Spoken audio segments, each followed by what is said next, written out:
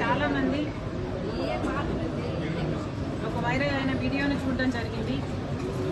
ఆ వీడియోలో చాలా స్పష్టంగా జగన్మోహన్ రెడ్డి గారి కాన్వాయ్, ఇంకా ముఖ్యంగా చెప్పాలంటే జగన్మోహన్ రెడ్డి గారి కారే డ్రైవ్ చేస్తుండగా ఆ కారు కింద పడి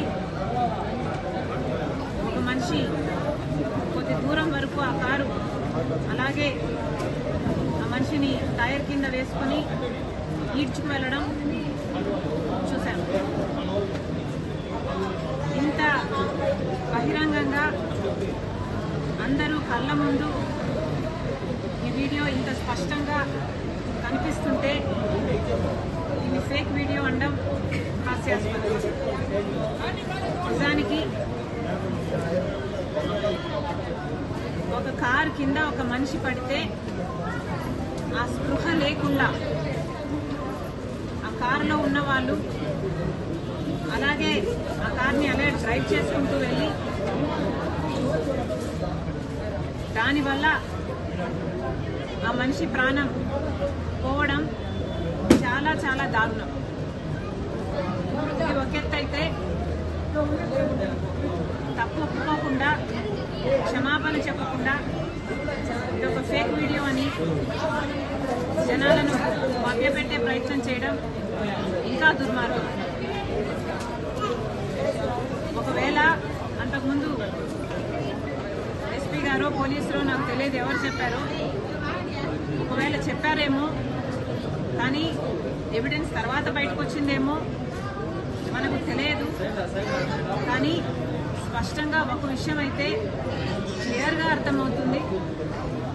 జగన్మోహన్ రెడ్డి గారు సైడ్ బోర్డు మీద నిలబడి జనాలకు షేక్ హ్యాండ్ ఇవ్వబోతున్నారు. అసలు పర్మిషన్ ఉన్నది 3 కార్లకి 100 మంది జనానికి అయితే జగన్మోహన్ రెడ్డి గారి కాన్వాయ్లోనే 50 కార్లు ఉన్నాయట. 1000 మందికి పైగానే జనం ఉన్నారంటున్నారు.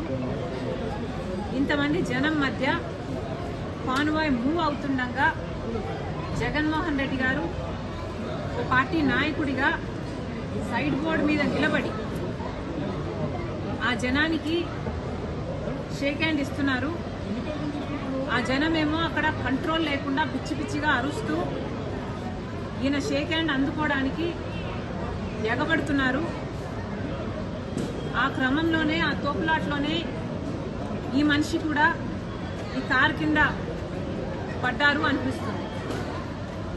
మరి అలాంటప్పుడు ఇలా సైడ్ బోర్డు మీద నిలబడి జనాలకు ఇలా షేక్ హ్యాండ్ ఇవ్వబోవడం తప్పు కాదా?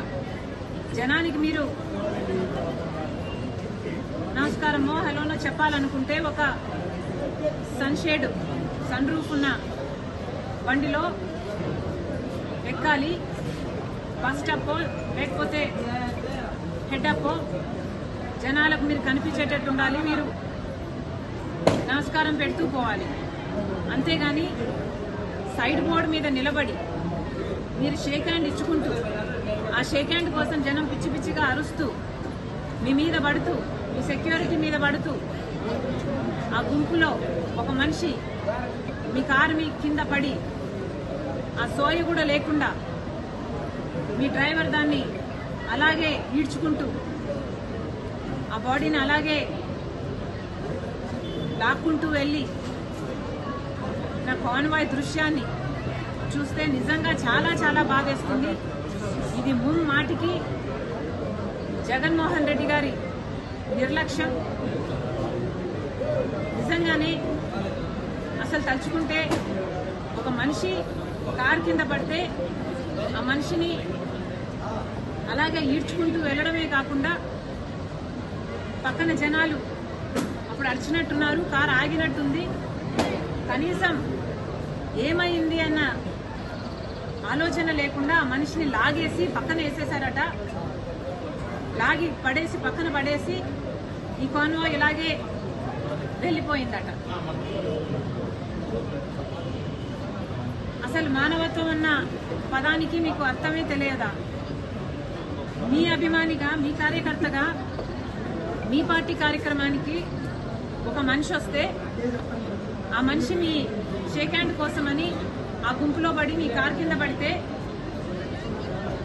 కార్ కింద పడిన వాడిని అలాగే ఈడ్చుకుంటూ టైర్ కిందనే, అది కూడా మెడ ప్రాంతంలో, హెడ్ అండ్ నెక్ ఈ ప్రాంతంలోనే కనిపిస్తుంది ఆ వీడియోలో. అయితే ఈడ్చుకుంటూ వెళ్ళి తీరా చుట్టుపక్కల వాళ్ళు ఆపమంటే ఆపి ఆ మనిషి కనీసం ఏమయ్యాడు, ఎలా ఉన్నాడు, ఆ మనిషి పరిస్థితి ఏమిటి అని కూడా ఎవరూ పట్టించుకోకుండా పక్కకు లాగి పడేస్తే ఈ కాన్వాయ్ అలాగే వెళ్ళిపోయిందట.